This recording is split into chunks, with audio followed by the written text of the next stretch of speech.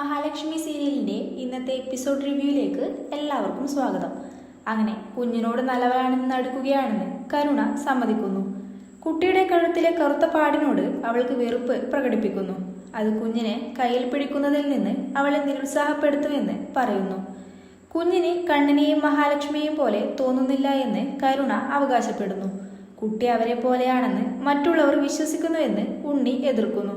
പക്ഷേ നിലവിൽ ജീവശാസ്ത്രപരമായ പിതാവിന് വലിയ സ്വാധീനമുണ്ടെന്ന് അദ്ദേഹം കുറിക്കുന്നു.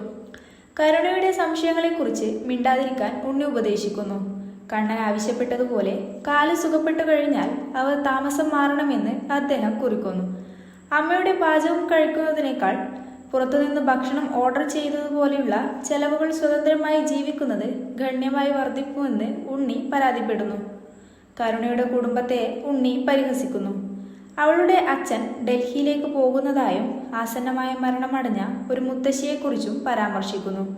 നിരാശനായ കരുണ ഈ കുഞ്ഞിനെ തനിക്ക് വേണ്ടെന്ന് അച്ഛനോടും മുത്തശ്ശിയോടും പറഞ്ഞതായി പറയുന്നു. ഉണ്ണി അവളെ തള്ളിമാറ്റുന്നു.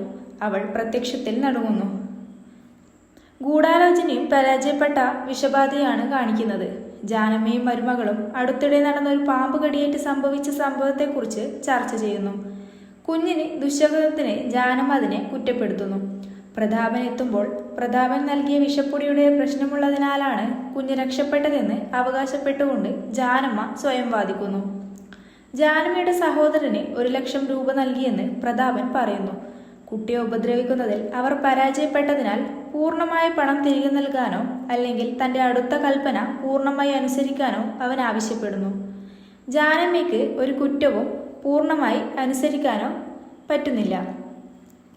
ജാനമ്മയ്ക്ക് കുറ്റം ചുമത്തേണ്ടതില്ലെന്ന് പ്രതാപൻ ഉറപ്പാക്കുന്നു. കുഞ്ഞിനെ എളുപ്പത്തിൽ എത്തിച്ചേരാവുന്ന ഒരു സ്ഥലത്ത് നിർത്തുക മാത്രമാണ് അവൾ ചെയ്യേണ്ടതെന്നും അങ്ങനെ അവൻ്റെ കൂട്ടുകാരന് കുട്ടിയെ തട്ടിക്കൊണ്ടുപോകാൻ കഴിയുമെന്നും പറയുന്നു. മഹിയും കണ്ണനും ലേഖയെ വീഡിയോ കോൾ ചെയ്യുന്നു. കുഞ്ഞിനെ കണ്ടപ്പോൾ അവൾ വളരെ വികാരാധീനയും സന്തോഷവതിയുമാണ്. നാളെ രാവിലെ കുഞ്ഞിനെ അവളുടെ അടുക്കൽ കൊണ്ടുവരുമെന്ന് കണ്ണൻ വാഗ്ദാനം ചെയ്യുന്നു.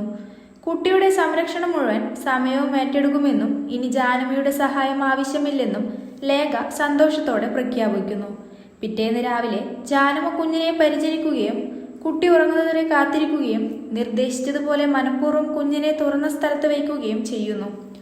പ്രതാപന്റെ കൂലിപ്പണിക്കാരൻ ആരും ശ്രദ്ധിക്കാതെ വീടിനുള്ളിൽ കടന്ന് ഉറങ്ങിക്കിടക്കുന്ന കുഞ്ഞിനെ തട്ടിയെടുക്കാൻ ശ്രമിക്കുന്നതോടെ എപ്പിസോഡ് ഒരു കൊടും ക്രൂരതയിലേക്ക് നീങ്ങുന്നു. അടുത്ത എപ്പിസോഡിനായി എല്ലാവരും കാത്തിരിക്കുക.